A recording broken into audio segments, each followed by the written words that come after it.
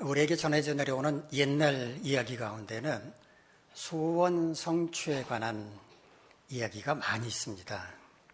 가난하지만 착하고 의롭게 살아가던 어떤 사람이 소원 성취를 하게 된다거나 지극정성을 다해 기도함으로써 소원을 성취했다는 이야기들이 주를 이루고 있습니다. 소원이 뭡니까? 어떤 일이 이루어지기를 바라는 것입니다. 자신이 최선을 다해서 노력할 때 얼마든지 이룰 수 있는 것이라면 그걸 소원이라고 말하지는 않습니다. 자기가 아무리 열심히 노력해 본들 도저히 이룰 수 없는 것, 언감생심, 감히 그런 마음조차 품을 수 없을 만큼 먼 나라 이야기나 다름없는 그런 일을 꿈꿀 때 내 소원은 이거야 라고 말합니다. 자녀가 없이 살아가던 부부가 자녀를 얻게 되는 것이나 흥부처럼 착하기는 한데 찢어지게 가난하던 사람이 부자가 되는 것이 대표적인 소원 성취 이야기였습니다.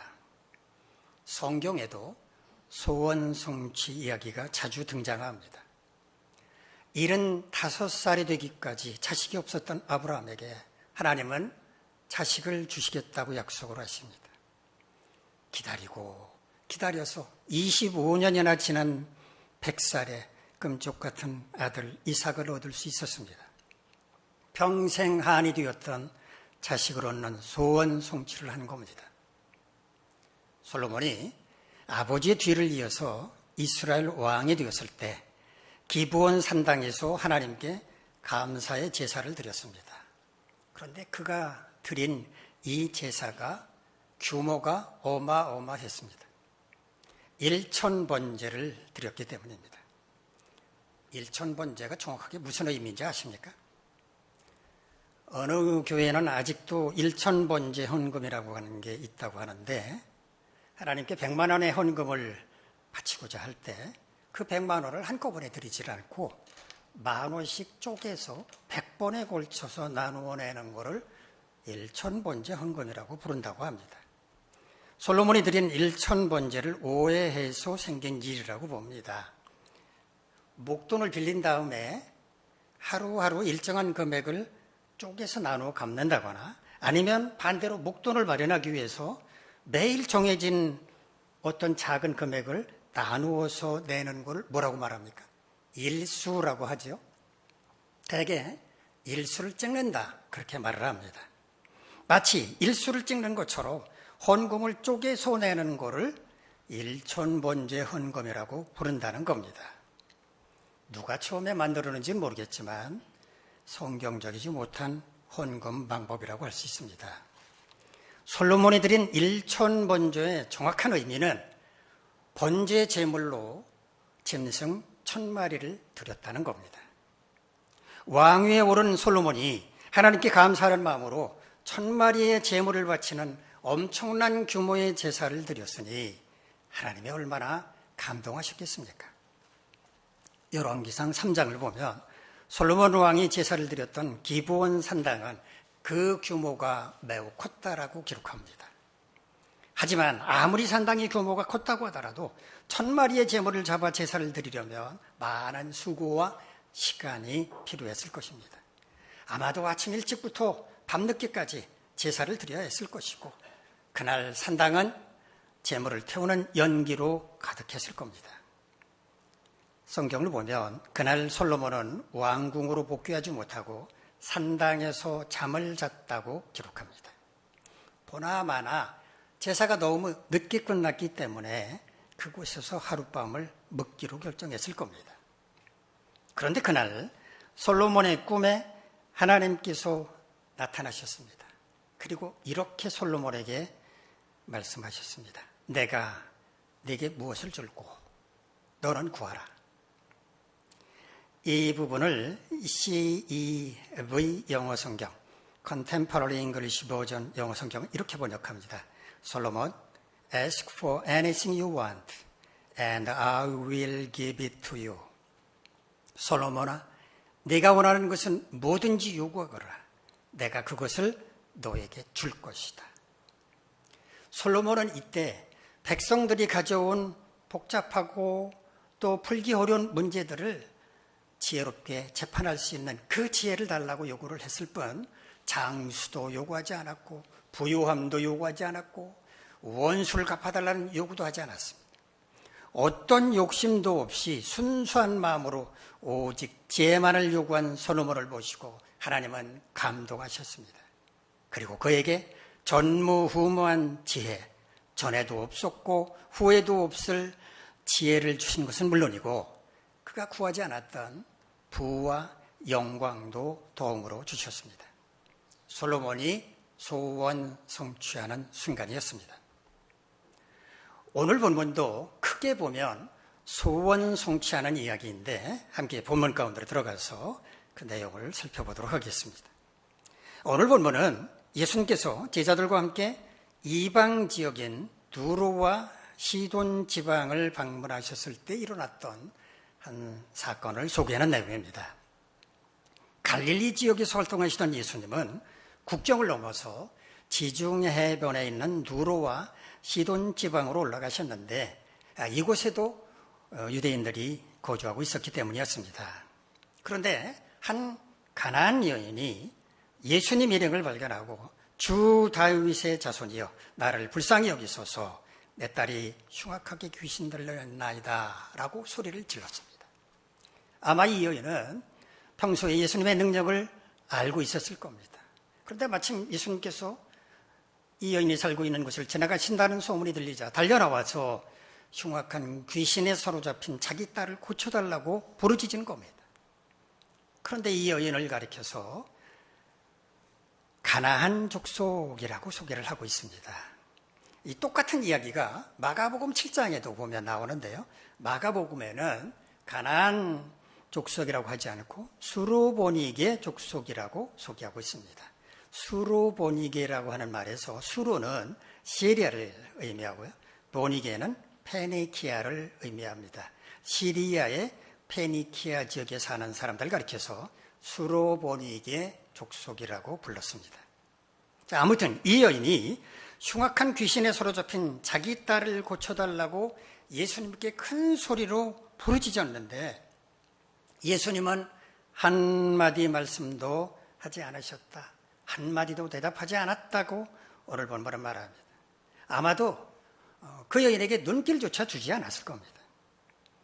평소에 보여주신 예수님의 모습과는 사뭇 달랐습니다.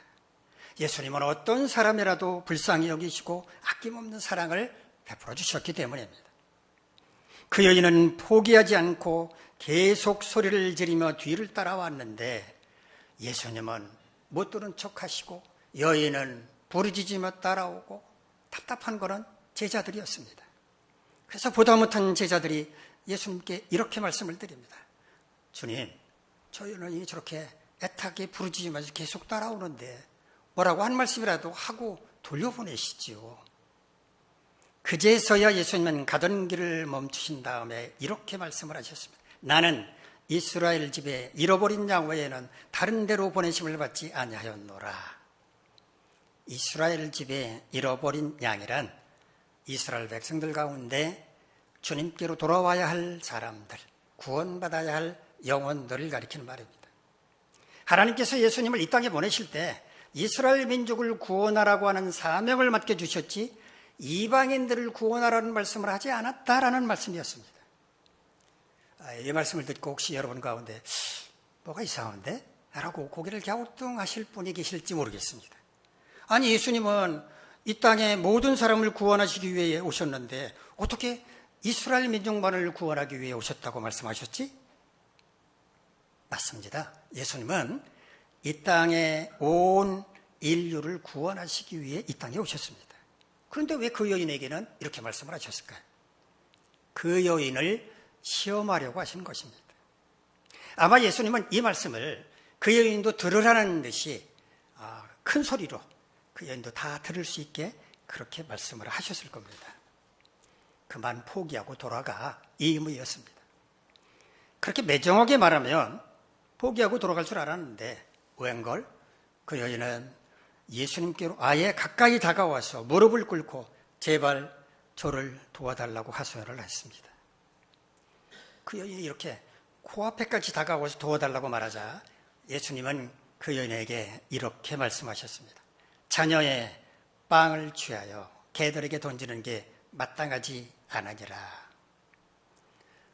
너 같은 이방인을 위해서 내가 이 땅에 온 게 아니야 라고 말하면 무슨 의미인지를 알고 그냥 돌아갈 줄 알았는데 더 가까이 다가와서 도와달라고 떼를 쓰는 걸 보시고 전보다 더 강력한 말씀으로 쇠기를 박으신 겁니다. 여기서 자녀는 이스라엘 민족을 가리키고요. 개는 이방인, 바로 그 여인을 가리킵니다. 이스라엘 민족에게 개는 부정한 짐승이었습니다. 그래서 이스라엘 백성들은 이방인들을 가리켜서 개라고 불렀습니다. 이스라엘 사람들이 사마리아 사람들을 멸시했다는 걸 아실 텐데요. 사마리아 사람들을 개 취급을 했습니다. 그만큼 그들을 무시했다는 말입니다. 그런데 수로보니게 여인을 개 취급을 했으니 그 여인 입장에서는 얼마나 모욕적이었겠습니까? 아마 예수님은 그 여인이 이런 말을 듣게 되면 예수님을 향해서 욕을 퍼붓고 난 다음에 돌아갈 거라고 예상을 하셨을 겁니다. 보통 사람이라면 그러는 게 맞기 때문입니다. 그런데 그 여인은 보통 사람과 달랐습니다. 예수님으로부터 개라는 모욕적인 말까지 들었음에도 불구하고 그 여인은 화를 내지 않은 채 이렇게 말했습니다. 주여, 옳습니다. 이 부분을 헬라어 원문으로 보면 이렇습니다. 나이 큐리에. 나이는 영어로 yes란 말과 같습니다. 참으로 그렇다, 진실로 그렇다는 의미입니다. 큐리에는 주님이라는 뜻입니다. 그러니까 맞습니다, 주님. 저는 개나 다름없는 사람입니다. 라고 예수님이 말씀하신 말에 맞장구를 친 겁니다. 얼마나 대단한 여인입니까? 예수님으로부터 나는 개나 다름없는 너희 같은 이방인을 위해서 오지 않았어. 너희들에게는 은혜를 베풀지 않을 거야 라는 말씀을 들었다면 흉악한 귀신에 사로잡힌 내 딸을 고쳐주지는 못할 망정 뭐? 나를 보고 개라고? 고래고래 소리를 지르면서 한바탕 신나게 욕을 퍼붓는 게 정상일 텐데 이 여인은 예수님의 말씀이 맞는다면서 호응을 했으니 얼마나 대단한 사람입니까? 더 놀라운 이 여인의 말은 그 다음에 이어졌습니다. 저를 개라고 말씀하시는 것 저도 인정하겠습니다. 그런데 말입니다, 주님. 개도 주인의 상에서 떨어지는 부스러기는 먹지 않습니까? 이 여인은 무슨 의도로 예수님께 이렇게 말했을까요? 개나 다름없는 이방인인 저에게 은혜를 베풀 수 없다는 주님의 말씀 제가 인정하겠습니다. 그러나 개도 주인의 상에서 떨어지는 부스러기를 먹는 것처럼 저에게 부스러기 같은 은혜라도 주시면 안 되겠습니까? 라고 말한 겁니다. 이 여인에 대한 예수님의 시험은 이 순간 끝이 났습니다. 예수님은 그 여인을 향하여 이렇게 선언하셨습니다. 여자여, 네 믿음이 크도다. 네 소원대로 되리라. 그 여인의 믿음을 시험한 결과를 점수로 환산한다면 100점 만점에 100점이라는 겁니다. 그러므로 그 여인이 원하는 것은 무엇든지 들어주시겠다고 선언하신 것입니다. 오늘 본문 마지막 28절을 보면 예수님께서 이렇게 말씀하시는 그 순간에 그 여인의 딸이 귀신으로부터 노임을 받았다고 기록하고 있습니다. 그 여인이 소원 성취를 했다는 말입니다. 오늘 본문의 핵심 메시지는 무엇인가? 자기 딸이 흉악한 귀신에 사로잡힌 한 이방 여인이 예수님께서 지나가신다는 소문을 듣고 달려나와서 자신을 불쌍히 여겨서 귀신 들린 딸을 고쳐달라며 부르짖었지만 예수님은 그녀가 이방 여인이라는 이유로 거들떠보지도 않았습니다. 아니, 그보다 더 나아가서 모욕적인 말로 그녀를 무시했습니다. 멸시했습니다. 하지만 그 여인은 포기하지 않고 끝까지 예수님께 매달렸는데 예수님은 그런 여인의 모습에 감동하셨고 그 여인의 믿음이 크다고 인정하시면서 그 여인의 간절한 소원을 이루어 주셨다는 이야기입니다. 드라마와 같은 스로보닉의 여인의 소원 성취 이야기였습니다. 그렇다면 우리도 소원을 이루는 큰 믿음을 가지려면 무엇을 어떻게 해야 할까요? 오늘 본문의 이야기 가운데서 그 비결을 찾아보도록 하겠습니다. 첫 번째는 소원을 이루어 주실 분은 주님이시라고 하는 확고한 믿음을 가져야 합니다. 여러분의 소원은 무엇입니까? 돈을 많이 벌어서 부자가 되는 것입니까? 아니면 직장에서 승진하는 것입니까? 우리의 소원은 단지 우리가 바라는 희망사항이나 이루기를 원하는 꿈이 되어서는 곤란합니다. 하나님이 기뻐하시고 원하시는 꿈이 우리의 소원이 되어야 합니다. 단순히 돈을 많이 벌어서 부자가 되겠다는 것이 아니라 돈을 벌어 삶이 넉넉해지면 하나님의 선한 사업에 부요한 자로 살아가는 것이 소원입니다 라고 말해야 하고, 직장에서 승진함으로써 높은 자리에 올라가서 부와 명예를 누리며 살고 싶다고 말할 게 아니라 그리스도인으로서 선한 영향력을 발휘하겠다고 말해야 합니다. 하나님 안에서 하나님의 뜻을 따라 꾸는 꿈, 이와 같은 꿈을 우리는 비전이라고 말합니다. 하나님께서 우리에게 보여주신 꿈과 비전은 우리의 힘과 능력으로 이룰 수 있는 게 아니라 하나님께서 이룰 수 있도록 역사하십니다. 그러므로 어느 누구도 하나님을 떠나서는 꿈과 비전을 이룰 수가 없습니다. 그렇다고 해서 우리는 아무것도 하지 않고 그 자리에 가만히 앉아있기만 해도 꿈과 비전이 저절로 이루어진다는 말은 아닙니다. 당연히 우리 스스로 해야 할 일, 그 일은 우리가 해야 합니다. 솔로몬의 여인처럼 주님께 부르짖어야 하고 절박한 심정으로 주님께 매달리기도 해야 합니다. 그러나 어떤 경우가 되었든지 하나님께서 함께 하시지 않으면 꿈과 비전은 이루어질 수가 없습니다. 특별히 젊은이는 비전을 품어야 합니다. 자기 자신을 통해서 하나님께서 이루시기를 바라는 거룩한 꿈을 꿀 수 있어야 합니다. 학문의 최고 경지에 이르는 것, 아름다운 가정을 이루는 것, 복음의 선한 도구가 되는 것, 소망이 넘치는 공동체를 만들어가는 것, 이런 꿈들은 하나님께서 주시는 비전입니다. 이런 비전은 하나님께서 이루게 하십니다. 다시 말하면 하나님을 떠나서는 이룰 수가 없다는 말입니다. 비전 있는 사람은 상황이 어떻게 변하든지 흔들리거나 방황하지 않습니다. 왜냐하면 그 비전이 그의 삶의 목표가 되기 때문입니다. 여러분에게 비전이 있습니까?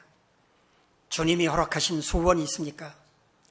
주님만이 그 소원을 이루게 하신다는 것을 믿고 주님을 확실하게 붙드실 수 있기를 바랍니다. 그럴 때 소원을 이룰 수 있기 때문입니다. 두 번째, 소원을 이루기 위해 나아가는 길에서 만나는 어려움에 절대로 무릎을 꿇지 않는 끈기 있는 믿음이 필요합니다. 많은 그리스도인들이 착각하는 한 가지가 있는데, 하나님의 자녀인 우리는 어떤 어려움도 겪고서는 안 된다는 것입니다. 이런 분들은 살다가 어려움을 만나면 그걸 숨기려고 합니다. 혹시 다른 사람이 보면 예수 믿는 사람이 무슨 저런 어려움을 겪고 있어? 이럴까 봐 두려워서, 그리고 그리스도인답게 살지 않은 모양이냐? 라고 손가락질 할까 봐 두려워서 숨기려고 합니다. 더 심각한 것은 그런 어려움을 만난 게 마치 자신이 저지른 죄 때문이라고 생각하는 겁니다. 내가 무슨 죄를 저질렀기에 이런 고난을 주셨는지 자책하면서 겉으로는 또 행여라도 사람들이 알까 봐 두려워서 숨기기에 급급합니다. 그리스도인은 고난을 만나면 안 됩니까? 하나님은 여러 가지 이유로 우리 삶에 고난을 허락하신다고 지난주에 말씀드린 바가 있습니다만, 하나님께서 우리 삶에 고난을 허락하신 게 마치 잘못된 일이라도 되는 것처럼 그런 태도를 취하는 것은 옳지 않습니다. 우선 우리의 생각부터 바로잡아야 합니다. 하나님의 자녀라고 해도 얼마든지 고난을 만날 수 있습니다. 물론 그 고난이 자신의 잘못 때문일 수도 있습니다. 그러나 반드시 그런 이유 때문만은 아닙니다. 하나님은 깊은 섭리 가운데 고난을 허락하시기 때문입니다. 어떤 고난이든지 우리는 고난을 만나면 자신을 돌아보고 회개하는 것이 옳습니다. 그러나 지나치게 자책하고 슬럼프에 빠지지 않도록 경계해야 합니다.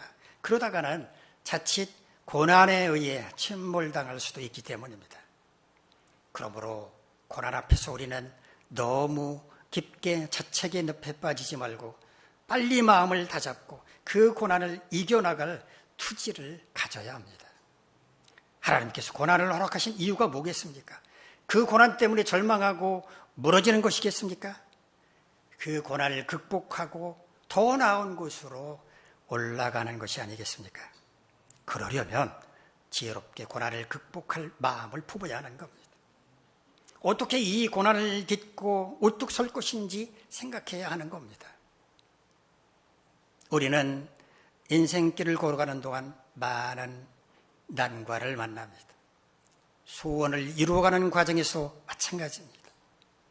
easy come, easy go. 쉽게 온 것은 쉽게 가버립니다. 쉽게 얻은 것은 쉽게 사라지고 맙니다. 그만큼 가치가 없다는 말입니다. 그러나 악전고투 끝에 얻은 것, 매우 어려운 조건을 무릅쓰고 힘을 다해서 고성스럽게 싸움으로써 얻은 것은 쉽게 사라지지 않습니다. 그만큼 가치가 있기 때문입니다.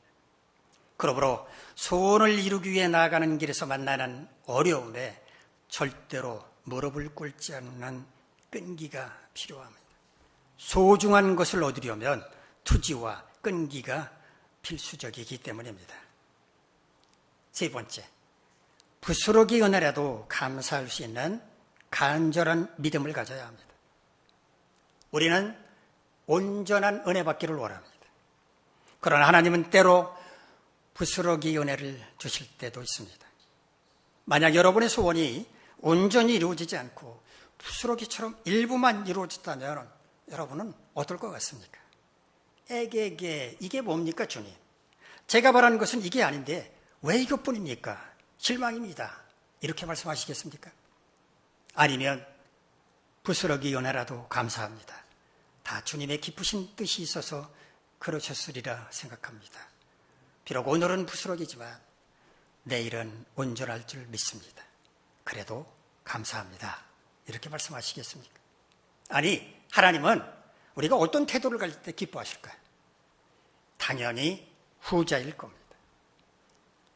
소로보닉의 여인이 주님에게 부스러기 은혜라도 내려달라고 애원했을 때 주님은 그녀에게 부스러기 은혜를 내려주셨습니까? 아닙니다. 그녀의 딸이 흉악한 귀신으로부터 노임을 받는 온전한 은혜를 베풀어 주셨습니다. 제가 말씀드리려 하는 것은 이것입니다. 주님이 내려주시는 은혜가 설령 마음에 차지 않는다고 하더라도 감사할 수 있는 긍정적인 마음 자세가 필요하다는 겁니다. 그것이 은혜를 사모하는 사람이 갖추고 있어야 할 마땅한 마음 자세이기 때문입니다. 예를 들어 보겠습니다. 어느 자선단체에서 어려움을 당한 분들에게 구호품을 나눠주고 있었습니다. 그런데 그것을 받은 어떤 사람이 이렇게 말했습니다. 아니, 우리를 뭘로 보고 이런 허접한 걸 주는 겁니까? 구호품을 나눠주는 단체가 이런 말을 들으면 얼마나 불쾌하겠습니까? 어려움을 당한 우리를 생각해서 이런 구호품을 주시니 정말 감사합니다 라고 말하는 게 당연하지 않습니까? 부스러기니 어쩌니 불평하는 것은 절박하지 않다는 증거입니다. 하나님은 그런 사람에게 긍휼을 베풀지 않으십니다. 그러나 부스러기라도 좋다며 부르짖는 자에게는 부스러기가 아니라 온전한 은혜를 베풀어 주십니다. 부스러기라도 좋다는 그 절박함을 아시기 때문이고 부스러기에도 감사할 줄 아는 그 아름다운 마음을 사랑하시기 때문입니다. 하나를 보면 여를 안다는 말이 있습니다.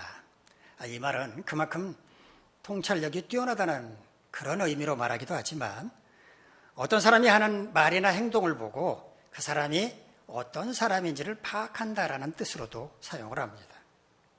고작 이런 부스러기뿐이냐고 불평하는 사람은 작은 것에 감사할 줄 모르는 사람일 뿐만 아니라 매사에 감사할 줄 모르는 사람이지만 부스러기라도 감사합니다 라고 말하는 사람은 작은 것에도 감사할 줄 아는 사람이며 범사에 감사하는 사람이라고 하는 것을 알 수 있습니다.